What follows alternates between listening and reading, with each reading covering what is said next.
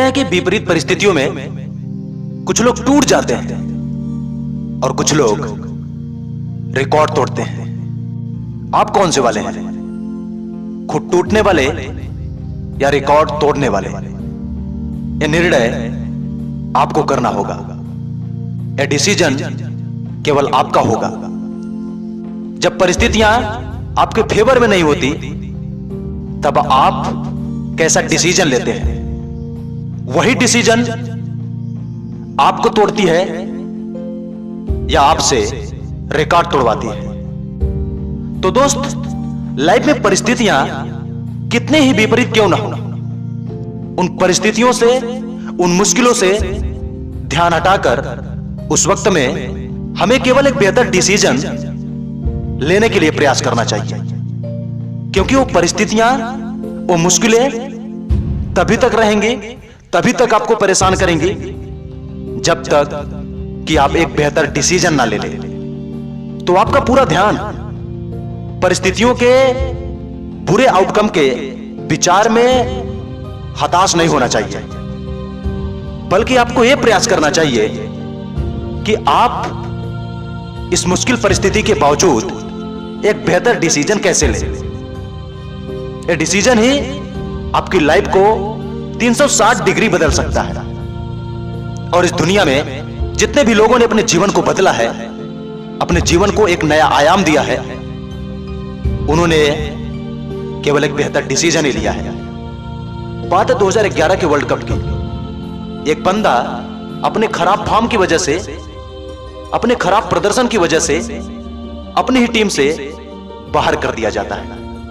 यह परिस्थिति कितनी विपरीत होगी, कितनी मुश्किल होगी, इस बात को जब आप खुद पे लेके एक बार विचार करेंगे कि जब आपको आपके टीम से बाहर कर दिया जाए।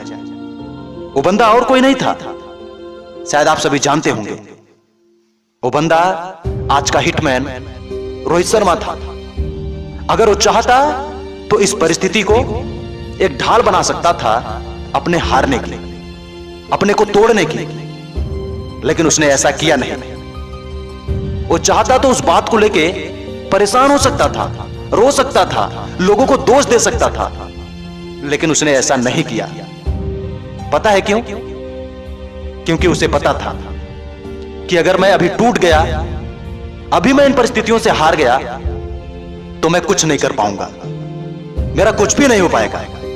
उसने चुनाव किया रिकॉर्ड तोड़ने का। बस चुनाव ही नहीं, बल्कि वहां तक पहुंचने के लिए, उस मुकाम को पाने के लिए वो प्रयत्न भी किया जो जरूरी था। उसने वो डेडिकेशन, वो हार्डवर्क, वो कंसिस्टेंसी दिखाई जो उसने इससे पहले कभी नहीं दिखाई थी। और वो ऐसा केवल इसलिए कर पाया क्योंकि उस वक्त उसकी लाइफ में बहुत ही विकट परिस्थिति थी। उसे लोगों के तानों का सामना करना पड़ रहा था, लेकिन वो फिर भी हार नहीं माना। और उसके बाद का इतिहास तो आप हमसे बेहतर जानते हैं कि रोहित शर्मा आगे बना क्या। रिकॉर्ड तो तोड़ा ही, साथ ही उसे पहचान मिला हिटमैन का। आज हर कोई उसे रोहित शर्मा से पहले हिटमैन नाम से जानता है। दोस्तों, अगर रोहित शर्मा उस मुश्किल दौर में हार जाता, परेशान होता, लोगों को दोष देता, तो वो भी गुमनामी की जिंदगी जीता। आज कोई उसे जान नहीं पाता, लेकिन उसने वो चुनाव किया नहीं, उसने वो डिसीजन लिया नहीं। तो मेरा इस कहानी को बताने का मतलब सिर्फ यही है कि दोस्त, पास्ट में या फ्यूचर में कभी ना कभी आपकी लाइफ में मुश्किल परिस्थितियां आई होंगी या आएंगी। तो आपको उन परिस्थितियों से घबराना नहीं है, बल्कि उनको एक चैलेंज के रूप में स्वीकार करना है। आपको यह सोचना है कि हो सकता है यही परिस्थिति मुझे बेहतर बनाने के लिए आई हो, ना कि मुझे हताश करने के लिए, परेशान करने के लिए। जैसा कि अधिकतर लोग सोचते हैं कि मुश्किल परिस्थितियां केवल मेरे ही लाइफ में क्यों हैं, बल्कि हमें यह सोचना चाहिए मेरे ही लाइफ में इसलिए है क्योंकि शायद ऊपर वाला मुझसे कुछ अलग करवाना चाहता हो, कुछ ऐसा जैसा मैंने आज तक किया ना हो। तो दोस्त, जब भी लाइफ में परिस्थितियां विपरीत हो, आपके फेवर में ना हो, तो उस वक्त में भी खुद को नेगेटिविटी का शिकार ना होने दें, बल्कि पॉजिटिव चीजों पे फोकस करें कि इन परिस्थिति के बावजूद भी मैं और बेहतर क्या कर सकता हूं। आप ही सोचिए, अगर 2011 वाले वर्ल्ड कप में रोहित शर्मा बाहर ना किए जाते तो आज 3-3 दोहरे शतक का टैग अपने ऊपर लेके चल पाते? शायद नहीं। शायद वो प्रेरणा उन्हें तब नहीं मिल पाती जो उन्हें टीम से बाहर करने के बाद मिली। दोस्त, मेरा मानना सिर्फ यही है कि मुश्किल परिस्थितियां ही हमें हमारा ऑप्टिमम लेवल अचीव करवाती हैं।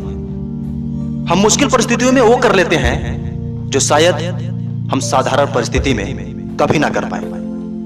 तो दोस्त, मैं आपको यही कहूंगा कि जब परिस्थितियां विपरीत हो तो खुद को तोड़ने वालों में नहीं, बल्कि रिकॉर्ड तोड़ने वाला बनो, और आप ऐसा कर सकते हो। मेरी शुभकामनाएं हमेशा आपके साथ हैं।